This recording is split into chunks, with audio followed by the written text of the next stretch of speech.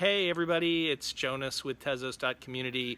What you're about to watch is the Q&A session that took place at the technical meetup that Arthur hosted in Menlo Park in late August. There are questions from the Tezos community forums as well as from the audience that are covered in this section, and there are some inputs from a business perspective from Jill as well. So we hope you enjoy it, and we'll see you soon online at tezos.community. Yes. So this is more of a blockchain agnostic kind of question. But where do you see the workloads of public chains relative to the workloads on private chains changing over time? What do you mean by the workloads? So the workloads. Oh, the workloads. So just the proportion of what enterprise is going to probably be doing a lot of stuff on private chains for a while. Especially banks are notoriously slow for changing tech.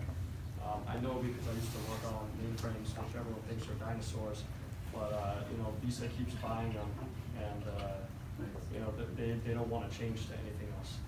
They're not dinosaurs, they're actually older. They're not dinosaurs, they're actually older. Jill, do you want to take that one?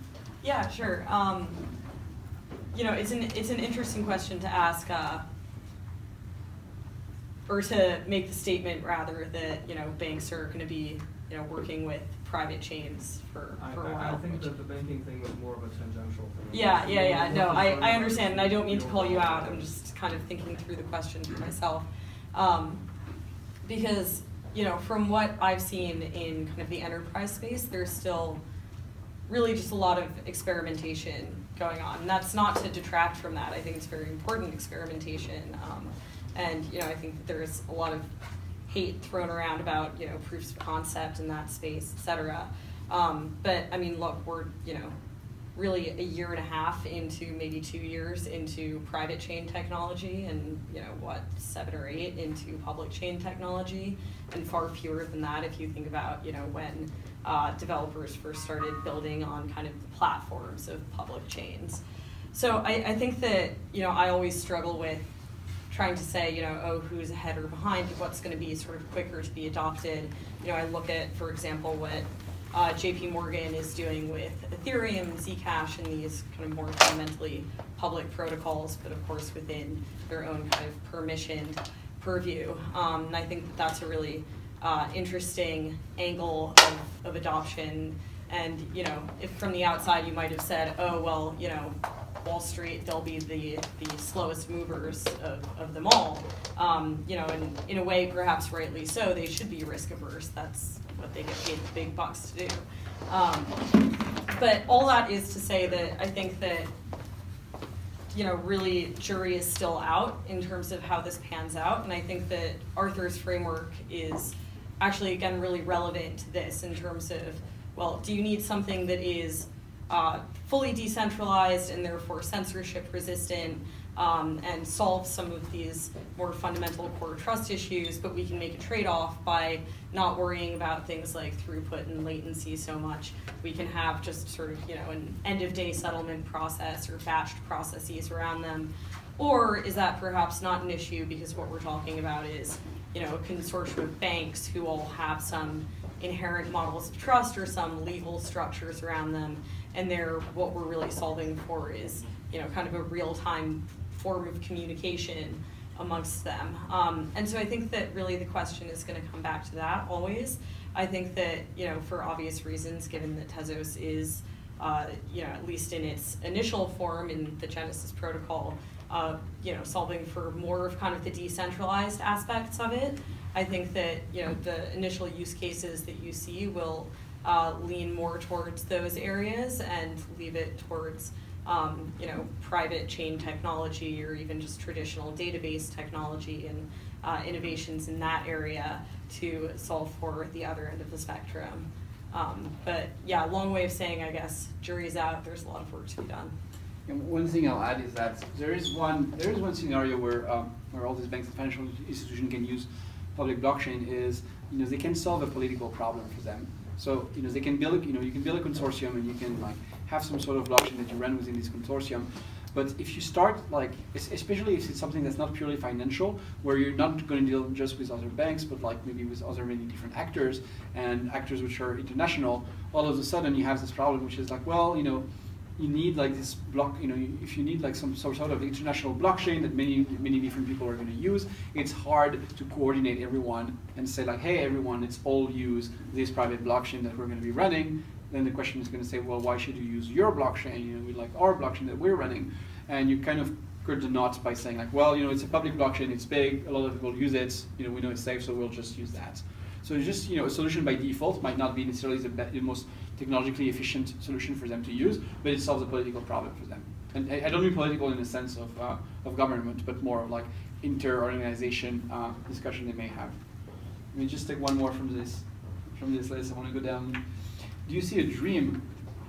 Do you see your dream? There will be a physical location on all continents where Tezos nomads can gather from all over the world and where services can be bought with Tezos. I certainly hope so. Burning Man Tezos edition. I think, yeah, I think it will be a while. You know, it's like if you wanted to, ideally you'd have to have some sort of sovereign location for that.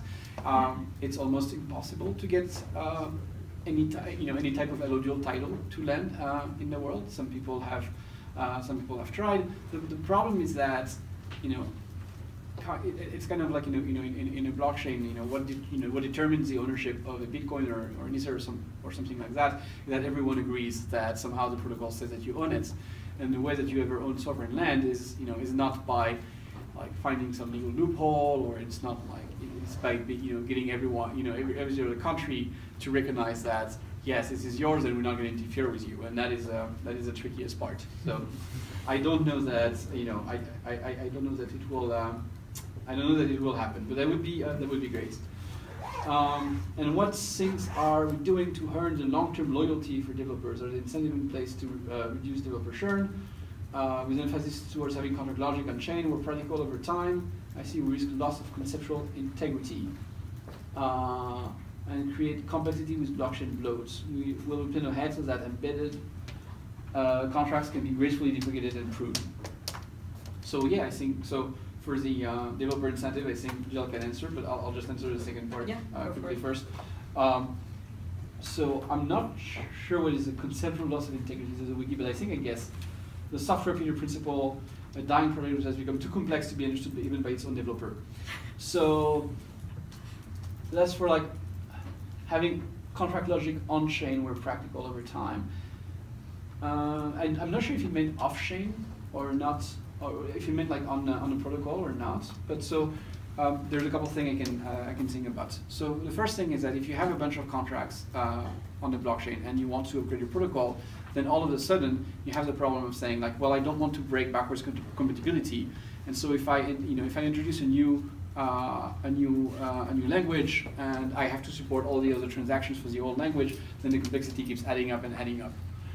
There's several solutions to that.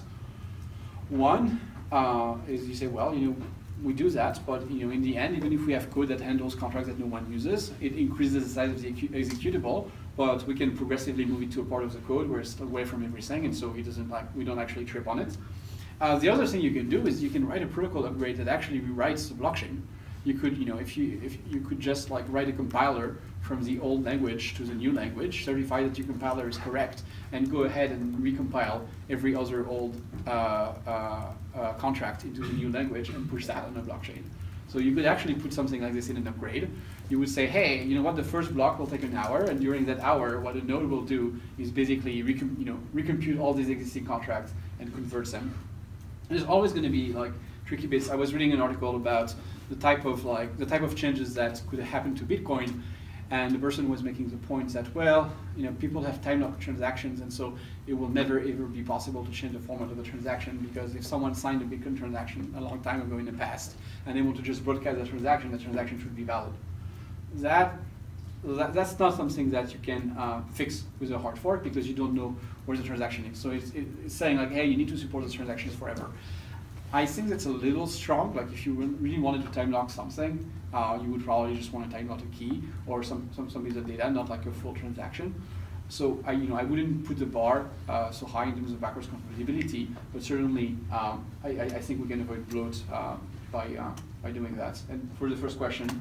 Yeah, so developer experience is definitely very much top of mind for us, and it's something that we think can be developed in parallel as the core protocol is being finalized and shipped over the next few months. And so to that end, again, we're going to be hiring for that. We're looking to continue to develop the community around things in that space, developer toolkits, etc. If you haven't already, go check out Michelson Lang, which is a project that Milo, our intern, has worked on, or else something like trymichelson.com, I think it is, developed by Dan Robinson. And so, we're already seeing things like this crop up, but that's going to be absolutely critical to the development of, not just, the protocol itself, but then also applications on top of it over time. Definitely something that we're investing in. Now that you've done the fundraiser and when the tokens are distributed, do you have any thoughts on kind of hostile takeover attempts or malicious upgrades? Say that an entity started buying up tokens in order to gain a share of them to do a malicious upgrade. Yeah. How to prevent that or mitigate the risk of it? So I'm not too worried about that. So here's why. If you were to muck with the, I'm much more worried about people trying to DDoS the blockchain and attack the network than trying to say I'm going to buy a lot of tokens and then I'll game the governance algorithm, because it would be very expensive to start buying a lot of tokens. Just based on the prices of the fundraiser, you need serious resources to start doing that. If you're really into blockchain and you want to mess with people, your time is much better spent trying to find bugs in some smart contracts, or trying to muck with the network layer and shorting the coin somewhere than trying to do something like this. But let's say you do this. First of all, you do this and then you're going to do this change. First of all, even if your change succeeds and gets adopted, then if it's bad, your tokens are probably going to be worth a lot less, so you've lost money. If it's really bad, then people are going to hard fork, and they probably will remove your stake because they'll say, ha. So then you've really lost a lot of money.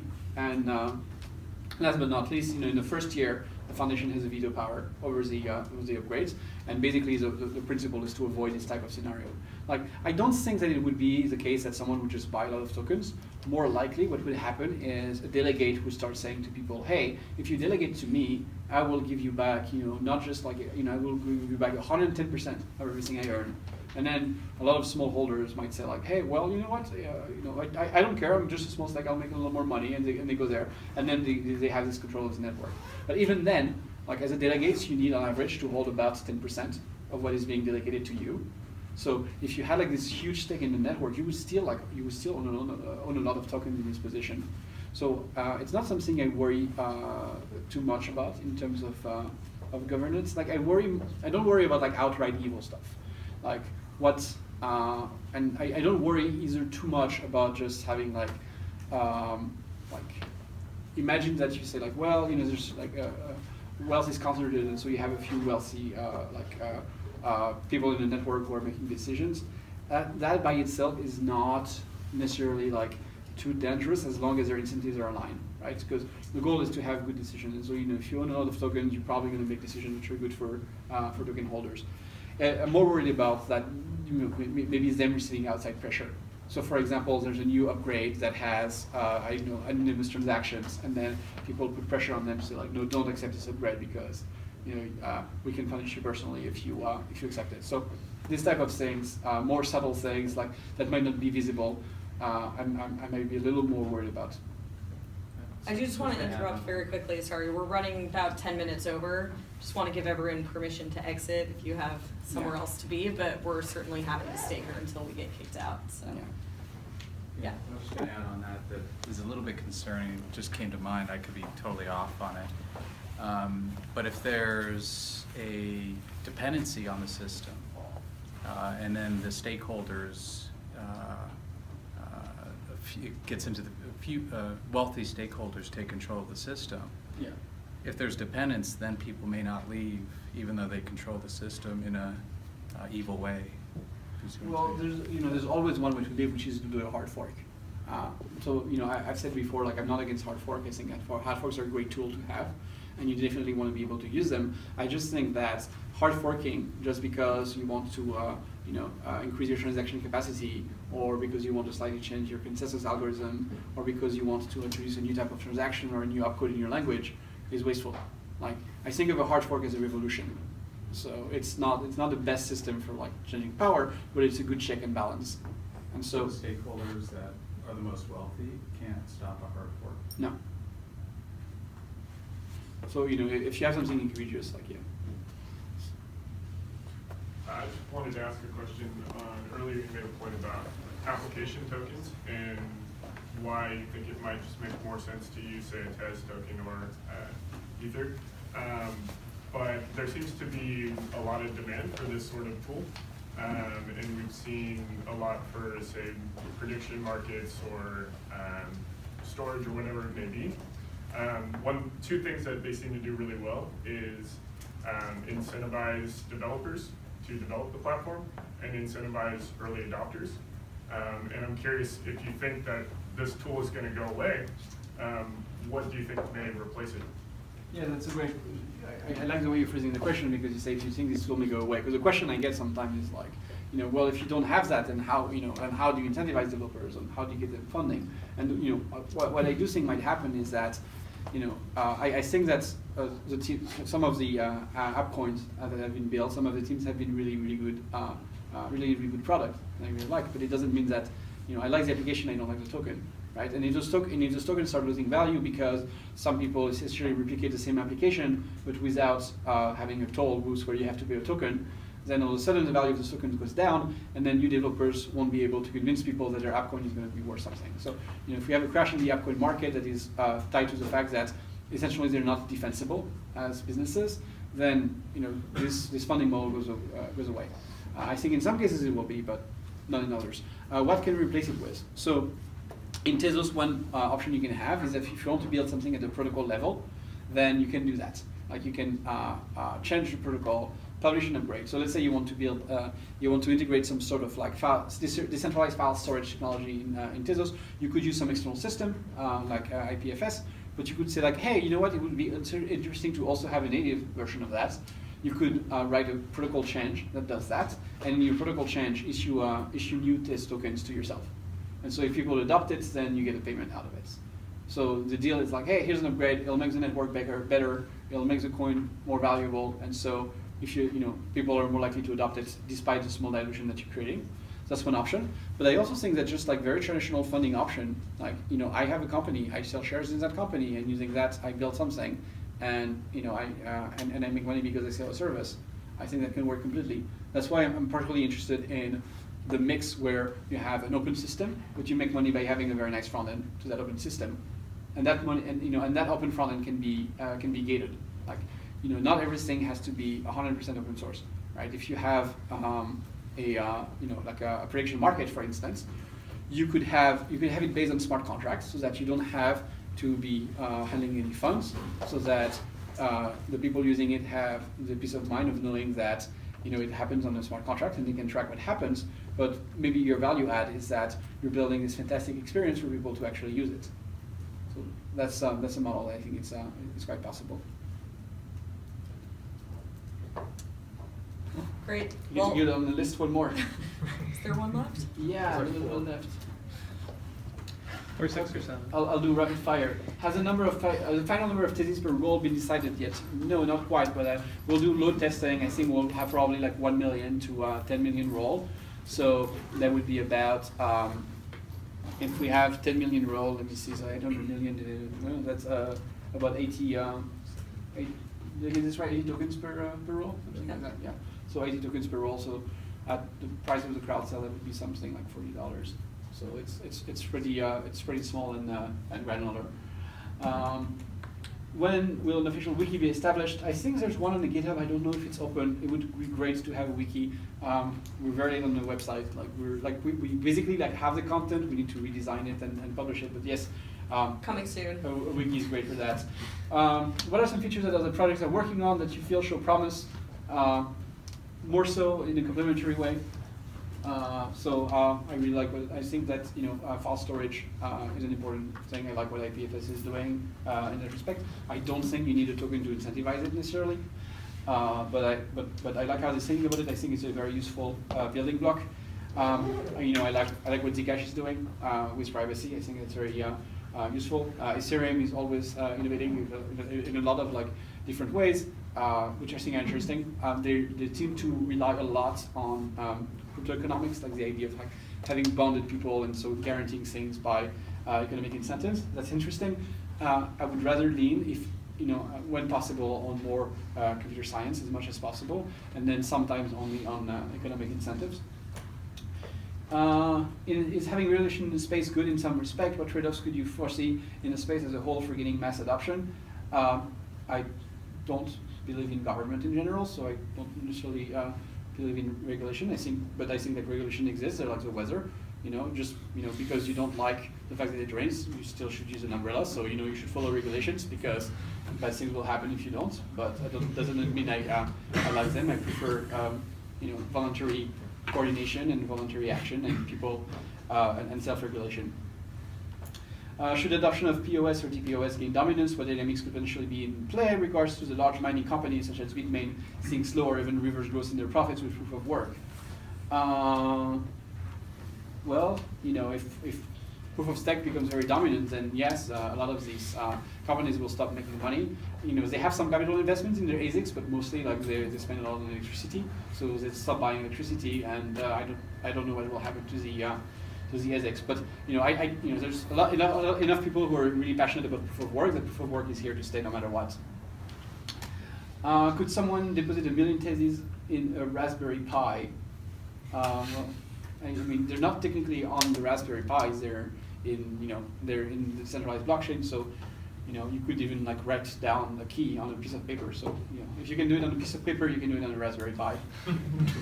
In a matter of speaking, you can skip that one. That's okay, it's so an answer to the previous one. Yeah, right. And question: what are the subjectives better party for third-party wallets? Running a node on a mobile PC browser seems impractical.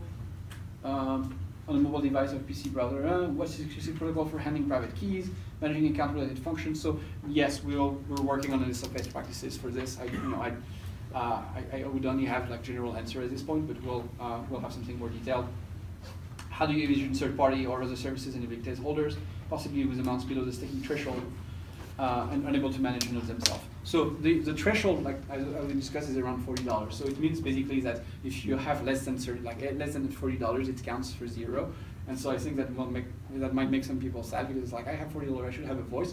But in practice, the whole point of having voices is to make good decisions. And so I think if we would have substantially the same decisions anyway. And so what matters is that we make a good decision.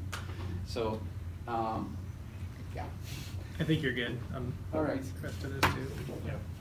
Okay. Well, thank you very much.